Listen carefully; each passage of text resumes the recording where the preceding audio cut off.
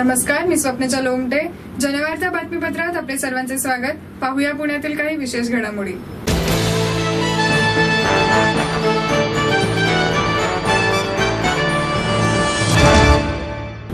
दरवर्षीप्रमाणे यावर्षी देखील राजमुद्रा प्रतिष्ठानने सामाजिक बांधिलकी जपून तिथीप्रमाणे शिवजयंती साजरी केली.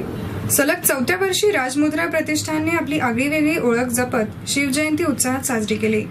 दर सालप्रमाणे यावर्षी देखील शिवजयंती निमित्त सहारा अपंग अनाथ संस्थेस अन्नधान्य वाटप करण्यात आले. स्वराज्य संरक्षक पुरस्कार 2017चे आयोजन करण्यात आले होते. या वर्षीच्या पुरस्काराचे मानकरी भारतीय विद्यापीठ पोलीस स्टेशनचे पोलीस निरीक्षक श्री विजयसिंह गायकवाड यांना प्रदान करण्यात आला. स्वराज्य कृतज्ञता पुरस्कार शहीद सौरभ नंदकुमार फराटे यांच्या मातापित्यांना देण्यात आला. तसेच डिझास्टर मॅनेजमेंट अँड रिसर्चला प्रेरणादायी पुरस्कार देण्यात आला. हे सर्व पुरस्कार ज्येष्ठ निवेदक श्री सुधीर गाडगीळ यांच्या हस्ते प्रदान करण्यात आले. यावेळी शस्त्रास्त्र संग्राहक श्री हेमंत वसंत तिरळे, संस्थापक अध्यक्ष शिवगर्जना मर्दानी आखाडा यांनी शिवकालीन युद्धात वापरण्यात आलेली शस्त्रे आणि गड किल्ल्यांचे प्रदर्शन केले व त्यांची माहिती प्रेक्षकांना दिली. शिवाजी महाराजांची भव्य अशी रांगोळी देखील काढण्यात आली होती.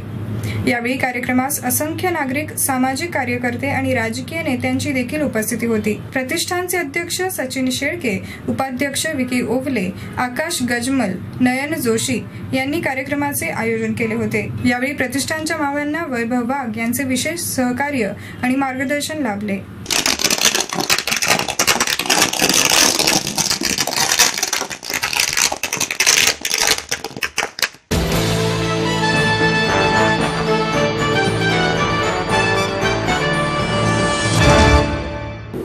मुंबईच्या आराध्यामुळे या चिमुकलीला हृदयाचा आजार आहे. तिला नवीन हृदय मिळावे यासाठी पुण्यामध्ये रॅलीचे आयोजन करण्यात आले.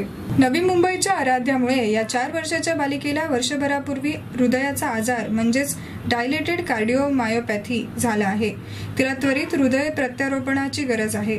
मात्र 25 वर्षे वयाच्या आतील आणि 40 किलोग्राम असलेली ब्रेन डेड व्यक्तीच तिला हृदयाचे दान करू शकते. या विषयाची जनजागृती करण्याबाबत सेव्ह आराध्या अभियान सुरू करण्यात आले आहे. त्याचाच एक भाग म्हणून येत्या रविवारी दुपारी 4 वाजता जंगली महाराज रस्त्यावरील बालगंधर्व रंगमंदिर ते गुडलक चौक, ज्ञानेश्वर पादुका चौक आणि तेथून मॉडर्न कॉलेज मार्गाने परत बालगंधर्व येथे रॅली विसर्जित होणार आहे. या जनजागृती रॅलीमध्ये सहभागी व्हावे असे आवाहन आयोजकांनी केले आहे. योगेश व प्रतिभामुळे या दाम्पत्याची आराध्या ही चिमुकली सध्या मुंबईतील फोर्टिस हॉस्पिटलमध्ये उपचार घेत आहे. तिच्या हृदयाची क्षमता केवळ 10 ते 15% आहे. केवळ हृदय प्रत्यारोपण हाच एकमेव पर्याय आहे. यासाठी मुंबईतील विभागीय अवयव प्रत्यारोपण समिती म्हणजेच ZTCC कडेही हृदयासाठी नोंदणी करण्यात आली आहे. मात्र केवळ 25 वर्षाच्या आतील आणि 40 किलोग्राम वजनाच्या आतीलच ब्रेन डेड व्यक्ती तिला हृदयाचे प्रत्यारोपण होऊ शकते. या वयोगटातील ब्रेन डेड रुग्ण झाल्यास संबंधित रुग्णालयांनी किंवा नातेवाईकांनी ZTCC किंवा मुंबईतील फोर्टिस रुग्णालयाला संपर्क करून आराध्याला नवीन जीवन देण्यास मदत करावी असे आवाहन आराध्याचे वडील योगेश मुळे यांनी पत्रकार परिषदेत केले. आराध्याला हृदय मिळण्यासाठी अनेक स्वयंसेवी संस्था, महाविद्यालयीन विद्यार्थी व विद्यार्थिनी आणि नागरिक या रॅलीमध्ये सहभागी होणार आहेत. तरी पुणे शहर आणि ग्रामीण भागातील नागरिकांनी सहभागी व्हावे असे आवाहन आराध्याचे मामा सतीश जाधव व आयोजक अक्षय ननावरे यांनी केले आहे. पंतप्रधान नरेंद्र मोदींना पत्र पाठवून हृदय शस्त्रक्रिया करून घेणारी वैशाली यादवही या रॅलीमध्ये सहभागी होणार आहे. चिमुकल्या आराध्याला हृदय मिळण्यासाठी वैशाली हातामध्ये सेव्ह आराध्या हे पोस्टर घेऊन ती जनजागृती करणार आहे. माझं नाव अक्षय संजय ननावरे. आपण आता गेल्या 1 वर्षापासून संपूर्ण महाराष्ट्रामध्ये एक हे बघतो आहोत की सेव्ह आराध्या एक 4 वर्षाची कळमोली पनवेल तालुक्यातली ती मुलगी आहे, जिला हृदयविकाराच्या आजारामुळे तिला जो आजार झाला आहे त्याच्यावरती पर्याय असा आहे की हृदय प्रत्यारोपण.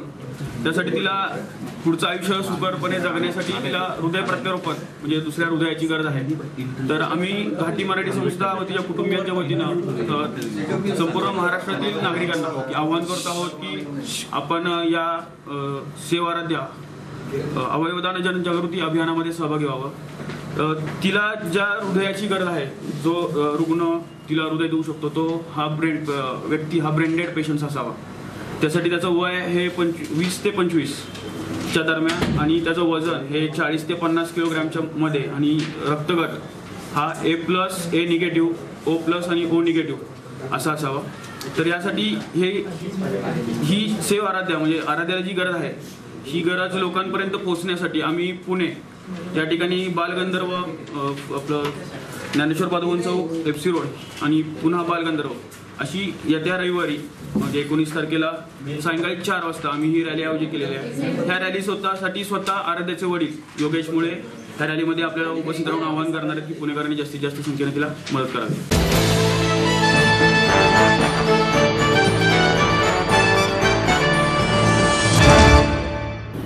RTI 25% ऑनलाईन प्रवेश प्रक्रियेमध्ये सर्वांना प्रवेश मिळावा या मागणीसाठी संभाजी ब्रिगेडने शिक्षण उपसंचालकांना घेराव घालण्यात आला। संभाजी ब्रिगेडचे पुणे जिल्हा कार्याध्यक्ष संतोष शिंदे यांच्या नेतृत्वाखाली हा घेराव घालण्यात आला।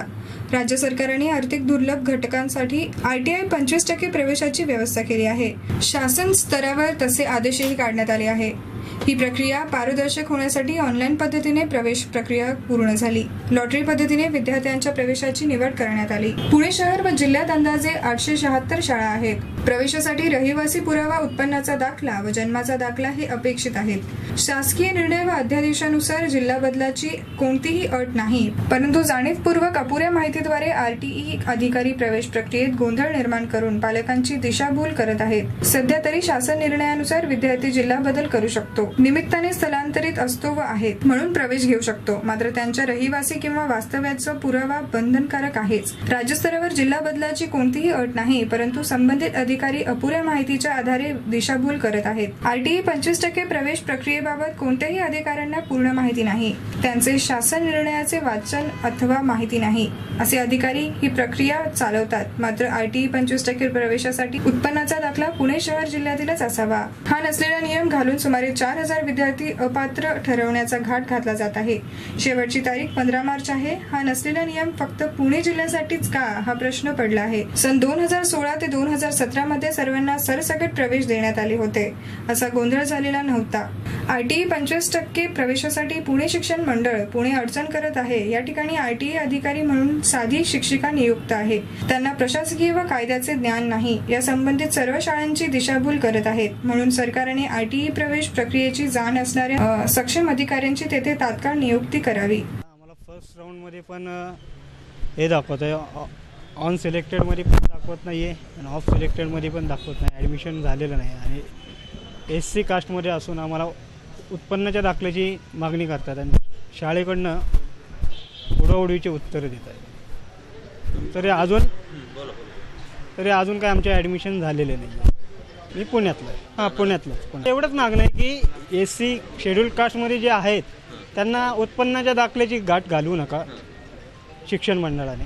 आता झालं आम्हाला 1-1.5 महिने झाले। आता पुणे पब्लिक पब्लिक स्कूलमधनं आम्हाला परवा फोन आला की तुमचं ॲडमिशन तिथं झालेलं आहे, तुम्ही सकाळी 9 वाजेपर्यंत ॲडमिशन नाही घेतलं तर तुमचं ॲडमिशन रद्द होऊ शकतं। ॲडमिशनची प्रवेश प्रक्रिया सुरू केली।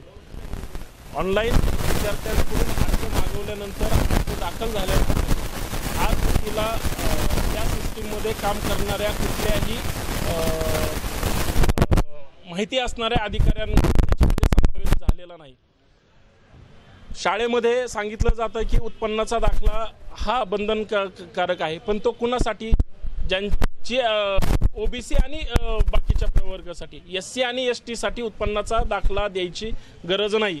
परंतु जे अधिकारी याच्यावर नियुक्त केलेले आहेत त्यांना याबाबतची कुठलीही माहिती नाही। ते विद्यार्थी आणि पालकांची दिशाभूल करतात, शाळेची दिशाभूल करतात। RTIच्या प्रवेश प्रक्रियेमध्ये जाणीवपूर्वक शासनाने जो निर्णय घेतलेला आहे त्याच्यामध्ये उत्पन्नाचा दाखला बाहेरच्या जिल्ह्यामध्ये प्रवेश देणं हे बंधनकारक आहे। मागच्या वर्षी 16-17 मध्ये तसे प्रवेश झालेले आहेत, परंतु सहाय्यक शिक्षण उपसंचालक असतील, शिक्षणाधिकारी असतील किंवा शिक्षण प्रमुख असतील यांना याबाबतची कुठलीही माहिती नाही। आम्ही 8 दिवस झालं यांच्याशी पत्रव्यवहार करतो, यांच्याशी बैठका घेतल्या, परंतु यांना शासन निर्णयाबद्दल कुठलीही माहिती नाही। जाणीवपूर्वक विद्यार्थ्यांची पालकांची दिशाभूल करतात आणि हे सगळे प्रमुख विद्यार्थ्यांची आणि शाळेची पण दिशाभूल करतात। आमची अशी स्पष्ट मागणी की 15 तारीख शेवट होती, 15 तारखेपर्यंत मुलांना प्रवेश मिळालेला नाही। जर ही प्रवेश प्रक्रिया आर्थिकदृष्ट्या दुर्बल आणि गरीब विद्यार्थ्यांसाठी असेल तर त्यांचा जर त्याच्यामध्ये समावेश जर होत नसेल तर तो लाभ कोणासाठी? दरवर्षी निम्मे ॲडमिशन रिक्त राहतात, त्याच्यावर कुणालाही प्रवेश दिला जात नाही. म्हणजे शासनाच्या अधिकाऱ्यांचं असं धोरण आहे की जे धनदांडगे आहे, जे पैसे देऊन ॲडमिशन करतात, त्यांच्या सोयीसाठी आज अतिशय चुकीच्या पद्धतीनं ही प्रक्रिया वापरली जात आहे. जर यांनी 18 तारखेपर्यंत महाराष्ट्रातील कुठलाही रहिवासी असू द्या, त्याला ज्या शाळेमध्ये त्याचा नंबर लागलेला आहे त्या शाळेमध्ये त्याला प्रवेश मिळाला पाहिजे. SC STच्या मुलांना उत्पन्नाचा दाखल्याची गरज नसताना सुद्धा शाळा त्यांना सांगतात की तिथं उत्पन्नाचा दाखला पाहिजे. तर तो तात्काळ त्यांनी ती जी काही नवीन नियमाची नियमावली हे केलेली ती रद्द केली पाहिजे आणि शाळांवर ज्या शिक्षण RT अधिकारी आहे तो सक्षम अधिकारी त्या ठिकाणी दिला पाहिजे. आज सध्या शिक्षण मंडळामध्ये ज्या अधिकारी बसतात त्यांना प्रशासकीय माहिती, प्रशासकीय अनुभव शून्य आहे. शहरातल्या 850 शाळेची एक व्यक्ती पूर्ण दिशाभूल करतात, विद्यार्थ्यांची दिशाभूल करतात. हे अतिशय खेद आहे. सरकार एकीकडे जर पारदर्शकता ही प्रक्रिया जर राबवणार असेल तर दुसरीकडे शिक्षण विभाग संभ्रमावस्था निर्माण करत आहे. याबद्दल जर नाही काय झालं तर संभाजी ब्रिगेड तीव्र आंदोलन करेल. गोंधळ काही नाही. RT प्रवेश प्रक्रियेमध्ये बरेचसे पॅरेंट दाखला रहिवासी प्रमाणपत्र इथलं आहे पुण्यातलं, परंतु त्यांचा उत्पन्नाचा दाखला बाहेरच्या जिल्ह्यातला देत आहेत. तर त्यांच्याबाबत ॲडमिशन द्यावं असं संभाजी ब्रिगेडनी मागणी केलेली आहे. तर त्याबाबत वरिष्ठांशी विचारविनिमय करून निर्णय घेण्यात येईल. उत्पन्नाचा दाखला 1 लाखापेक्षा कमी उत्पन्न असलं पाहिजे. नायब तहसीलदार किंवा त्यांच्यापेक्षा वरिष्ठ अधिकाऱ्यांचं ते पाहिजे, ही अट आहे. शासन निर्णयात असं उल्लेख नाही तो कुठला दाखला असावा, परंतु त्याबाबत अशा जे अडचणी आल्या त्याबाबत वरिष्ठांचं मार्गदर्शन घेऊन निर्णय घेण्यात. 15 तारखेपर्यंत मुदत होती, पण डायरेक्टर प्रायमरी यांनी 18 पर्यंत मुदत वाढवलेली आहे. त्यामुळे बहुतेक ॲडमिशन पूर्ण होतील तेवढ्या काळात. नाही, त्याबाबत हे ज्या अडचणी आल्या दाखला दुसऱ्या जिल्ह्याच्या बाबत, याबाबत मी डायरेक्टर साहेबांशी बोलून त्याबाबत निर्णय कळवण्यात येईल.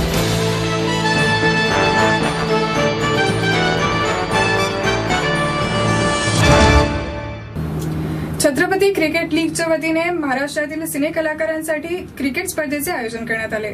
छत्रपती क्रिकेट लीग गेल्या 3 वर्षांपासून कलाकारांमध्ये विविध स्पर्धांचे आयोजन करण्यात येते. या कडीला अनुसरून यावर्षी सुद्धा क्रिकेट स्पर्धेचे आयोजन करण्यात आले. आयोजकांनी दिलेल्या माहितीनुसार यावर्षीच्या स्पर्धेत नवीन व जुन्या लगभग 50 कलाकारांनी सहभाग घेतला. स्पर्धेच्या पहिल्याच सामन्यात प्रथमेश परब उर्फ महाराष्ट्राचा लाडका दगडू याच्या टीमने विजय मिळवला. छत्रपती क्रिकेट क्लबच्या वतीने आज या ठिकाणी क्रिकेट मॅच घेण्यात आली. या ठिकाणी संपूर्ण कलाकार उपस्थित होते. आजच्या या विनिंग मॅचमध्ये आपल्यासोबत आहे प्रथमेश परब यांनी पहिलाच सामना जिंकला आहे. यांचा अनुभव कसा होता या मॅचबद्दल आपण जाणून घेऊया. हाय प्रथमेश. हॅलो. पहिलीच मॅच तू विनिंग मॅच जी होती ती जिंकली, याच्याबद्दल तुमचं मत आणि कसं वाटलं? नाही, खरं तर स्वानंदी फिल्मची खूप चांगली टीम आहे आणि गेल्या वेळी पण ती जिंकली होती, ते विनर्स होते. सो आम्हाला थोडंसं प्रेशर होतं, पण फील्डवर थोडंसं आम्ही प्रेशर क्रिएट केल्यामुळे आम्ही कदाचित जिंकलो असून. पण मजा आली. त्यांची टीम स्ट्रॉंग होती, आमची टीम स्ट्रॉंग आणि सगळ्याच टीम स्ट्रॉंग आहेत. म्हणजे आम्ही ते ॲक्च्युली पिकनिकला येतो, खरं तर टाईमपास करायला येतो, पण क्रिकेट पण खेळायला मिळतं हे खूप मजा. कारण मी मुंबईचा आहे आणि मुंबईच्या रक्तात क्रिकेट आहे. सो क्रिकेट खेळायला मजा येते आणि बॉक्स क्रिकेट स्पेशली आमच्या इथे कसं चाळी आहे, त्याच्यामुळे आम्ही छोटे छोटे रन्स घेतो, मजा येते. सो हे इथे खेळायला मिळतं.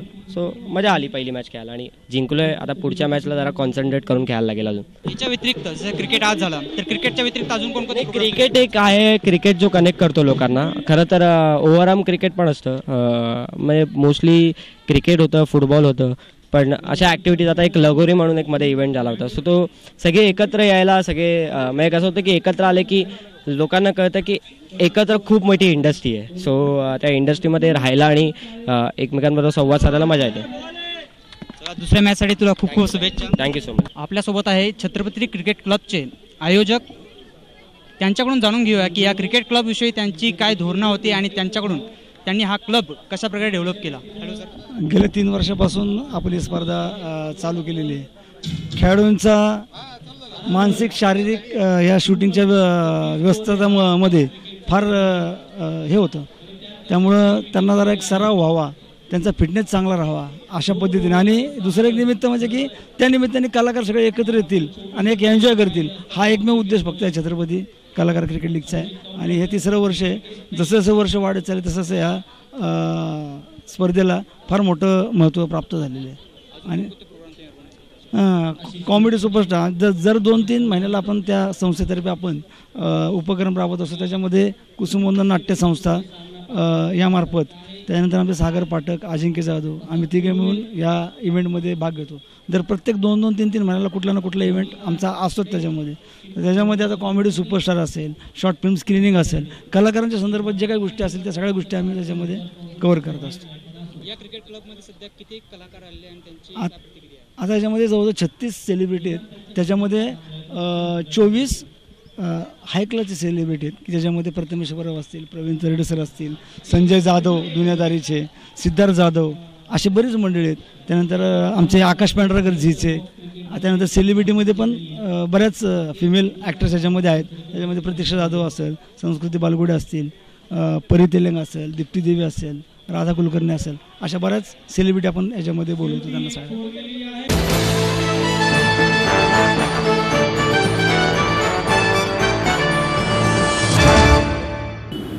हजरत ख्वाजा मोइनुद्दीन चिश्ती दर्गा उरूस उत्साहात पार पडला. 3 दिवस या दर्ग्याचा उरूस चालतो. पहिल्या दिवशी संदल असते. संदलमध्ये पीर बाबांची मिरवणूक काढली जाते. या मिरवणुकीमध्ये मुस्लिम बांधव आणि इतरही जाती धर्मांचे लोक सहभागी असतात. दुसऱ्या दिवशी कव्वालीच्या कार्यक्रमाचे आयोजन करण्यात आले होते. यावेळी रौनक-ए महफिल या कव्वालीच्या कार्यक्रमात इंटरनॅशनल आर्टिस्ट जानशीन एम अजमेरी यांनी कव्वाली सादर केली. या कव्वालीचा मुस्लिम बांधवांनी आस्वाद घेतला. कव्वालीमुळे दर्गाचा परिसर दणाणून गेला होता. सरकार करम फरमाएंगे, हमको भी मदीना बुलाएंगे या कव्वालीला सर्वांनी भरभरून दाद दिली. उरुसाच्या तिसऱ्या दिवशी सर्वांसाठी गायक गीतकार पारस अजमेरी यांची कव्वाली आणि लंगरचे मोठ्या प्रमाणात आयोजन करण्यात आले होते. अशा पद्धतीने या दर्ग्याचा उरूस 3 दिवस उत्साहपूर्ण वातावरणात पार पडतो. हजरत ख्वाजा मोइनुद्दीन चिश्ती हा दर्गाही वाकडेवाडी येथील खादी ग्रामोद्योग आणि रेशीम उद्योग कार्यालयाच्या मागच्या बाजूला नदीच्या किनारी असलेल्या जागेत आहे. गेली अनेक वर्षे कैलास बाबा काची या दर्गाची सेवा करत आहेत. अनेक याचक इथे आपली दुःखे दूर करण्यासाठी येत असतात आणि अनेकांची दुःखे बाबांच्या आशीर्वादामुळे दूर देखील झाली आहेत. या ठिकाणी येणाऱ्या प्रत्येक दुःखी कष्टी माणसाने मनोभावे केलेल्या प्रार्थनेमुळे त्याच्या जीवनातील दुःख आणि कष्ट दूर झाल्याचा अनुभव आलेला आहे. यामुळे इथे येणाऱ्या श्रद्धाळूंची संख्या असंख्य आहे. इथे गरीब श्रीमंत, हिंदू मुस्लिम असा भेदभाव केला जात नाही. सर्व जाती धर्माच्या लोकांसाठी या दर्गाचे दार सदैव उघडे असते. दर्गाची अवस्था बिकट असल्यामुळे आणि रेशीम उद्योग पासून दर्गाला येणारा रस्ता खराब असल्यामुळे इथे येणाऱ्या श्रद्धाळूंची गैरसोय होत आहे. त्यामुळे दर्गा कमिटी मेंबरच्या वतीने दर्गाच्या डागडुजीची मागणी आणि रस्त्यांच्या डांबरीकरणाची मागणी केली आहे.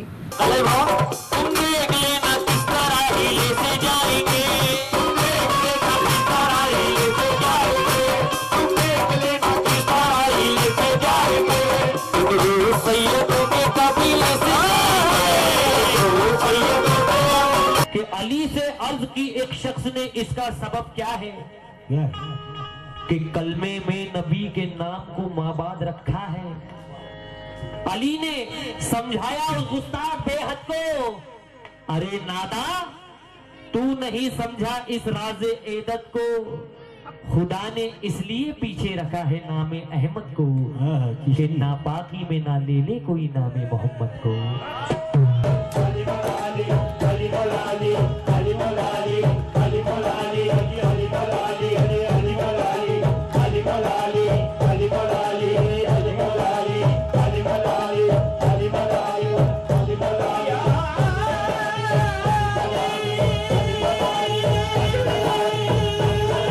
नमस्कार. हजरत ख्वाजा मोइनुद्दीन चिश्ती या दर्ग्यामध्ये आत्ता आपण आलो आहोत. दर्ग्याचा उरूस गेले 3 दिवस झालं चालू आहे.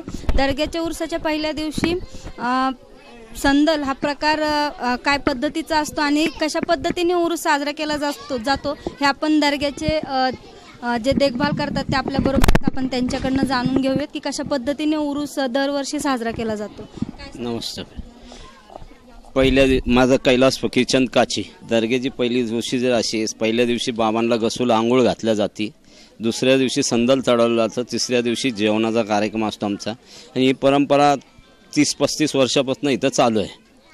इथं प्रत्येक भाविक आपली गरज घेऊन येतात. काही त्रास असन काय असन त्या माध्यमातून येऊन इथनं आपलं त्यांना समाधान मिळतं. इथं ही माझ्या असं दर्ग्याचं स्वरूप आहे. अनुभव आहे ना, भरपूर अनुभव आहेत. लोक काय आजारी असतात, काही असे त्रासवाले असतात, त्यांच्यासाठी काही कामाचे, काही मुलांना असतात, त्यांच्यासाठी सगळं आम्ही दुआ करतो बाबांवर. हे कसं आहे, डागडुगीसाठी आम्हाला हे रेशमाच्या ह्याच्या माध्यमातून ही जागा त्यांची आहे, परंतु ते डागडूग करून देत नाही आणि दर्ग्याची काही देखभाल आम्ही करतो, पण त्या स्वरूपात आम्हाला ते तिथं हे करून देतच नाहीत. येण्या जाण्याच्या रस्त्याला बी अडथळा आणतात कधी कधी. आज गेले 35 ते 40 वर्ष भाऊ इथं कैलासदादा म्हणून भाऊ इथं हे कारभार पाहतात आहेत, परंतु इथं गेले 2-3 वर्षामध्ये जे काही पाऊस पडला, पावसामध्ये ज्या काही दर्ग्याची हानी झालेली आहे, दर्गा पडलेला आहे, दर्ग्याच्या 3-4 भिंती पडलेल्या आहेत. त्यात मोठं एक वटवृक्ष होतं, ते वृक्ष पडल्यामुळं आजूबाजूच्या भिंती पडलेल्या आहेत. दुसरी गोष्ट, या ठिकाणी घाट बांधलेला आहे सरकारनं, त्या घाटावरती गणपतीची विसर्जन करण्यासाठी इथं भाविक येत असतात, पण त्यांना आतमध्ये येण्यासाठी रस्ता नसतो. रस्त्याचा मोठा प्रश्न उपस्थित झालेला आहे. तसंच आमचे जे भाविक येतात, या भाविकांना देखील आतमध्ये येताना रस्त्याची खूप मोठी अडचण आहे. त्यांना त्यांच्या गाड्या आतमध्ये येत नाही किंवा त्यांना येता येत नाही आहेत. दुसरी गोष्ट, या ठिकाणी रेशीमची जागा आहे, परंतु त्यांचा तो जागेला, रस्त्याला अथवा मंदिर दर्ग्याच्या कुठल्याही पद्धतीच्या डागडुजीला त्यांचा प्रत्येक वेळी विरोध असतो. इथं भाविकांकडनं कुठल्याही प्रकारे पैसे वगैरे घेतले जात नाहीत. आपल्या बरोबर काही नागरिक पण आहेत ज्यांना इथल्या त्या दर्ग्याचा जो काय अनुभव आलेला आहे, तो अनुभव नागरिक आपल्या बरोबर शेअर करतात. मावशी, काय सांगाल, तुम्हाला काय अनुभव आला? इथं आम्हाला अनुभव आला. इथं आमची सुनबाई येडीसारखी झाली, इथनंच बरं झालं. गुरुवारी सोमवारी आणि 25 वर्ष अंदाजवर सांगते मी, 20 वर्ष होते, 25 आम्ही सगळं मरता वाचलो आम्ही. आता इथं 20 वर्ष तर झालं असेल अंदाजवर. आम्ही काय शाळा शिकले नाही, अनपढ आहे. इथं आल्यापासून आम्हाला गुण आहे. माझं नाव मेहरुनिसा नासिर शेख. मला ह्या दर्गापासून खूप म्हणजे खूप अनुभव आलेला आहे. जेणेकरून 3 महिन्यापूर्वी माझे मिस्टर घर सोडून गेले होते, पण ज्यावेळेस इथं मी आले आणि त्यांना सांगितलं की माझे मिस्टर 8 दिवसाच्या आत मला आहेत कुठेतरी आणि चांगले आहेत म्हणून कळलं पाहिजे, तर मला देवाचा करम झाला, गरीब नवाचा करम झाला आणि मला 8 दिवसातच लगेच फोन आला की आहेत आणि चांगले आहेत आणि त्यांच्या दरबारात आणले पण मी. जो भक्त है यहाँ के दरगाह के, सबके लिए प्रयत्न है कि सबका अच्छा हो और ज़्यादा से ज़्यादा लोग इसमें जुड़े दरगाह के काम में. और जो भी यहाँ पे दरगाह में अड़चन आ रही है कि कुछ डागडुग नहीं होने देते, कुछ दरगाह का काम नहीं होने देते, कि हमारी इच्छा है कि यहाँ का दरगाह का काम हो जाए, बांधने के लिए चालू करें, जो कि सब लोग मदद करेंगे. तो परमिशन मिलना चाहिए और होना चाहिए ये काम. बस गरीब नवाज का करम हो तो वो भी इंशाल्लाह जरूर हो जाएगा. अर्चना राहुल देसाई. मला भरपूर अनुभव. माझं घर नव्हतं, इथं आल्यापासून मला घर झालं. माझा नवरा व्यवस्थित कामाला लागला आणि माझ्यावर काहीतरी म्हणजे होता आपदा, ती इथं आल्यापासून माझं एकदम व्यवस्थित चालले आणि ती आपदा माझी पूर्ण आहे बाबांनी. मी आता 10-12 वर्ष आले येते इथं. खाजा है वो उसके लिए क्यों अंधश्रद्धा होगी? अंधश्रद्धा नहीं हो सकती. मी नीलिमा पवार.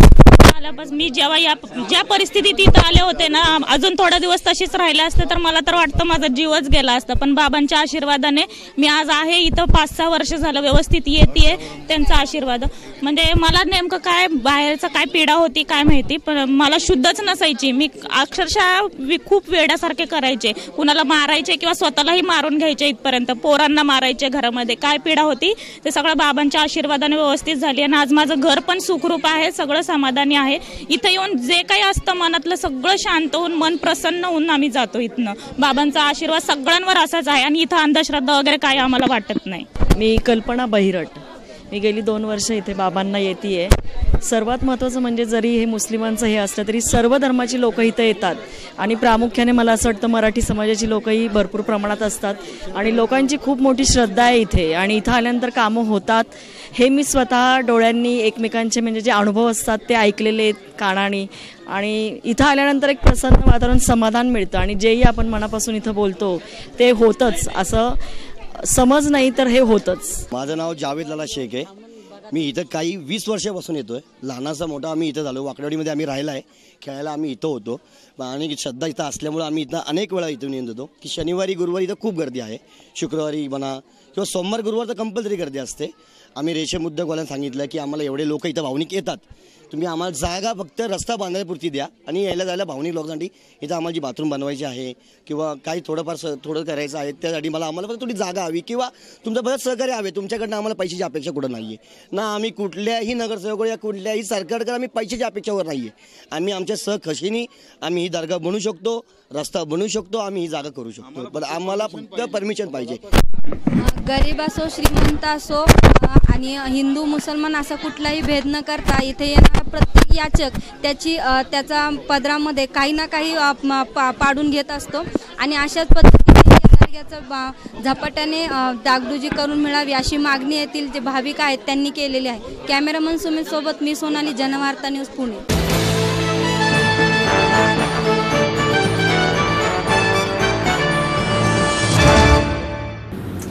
आणि याचबरोबर आजचे जनवार्ता बातमीपत्र संपले. उद्या पुन्हा भेटू याच वेळी. नमस्कार.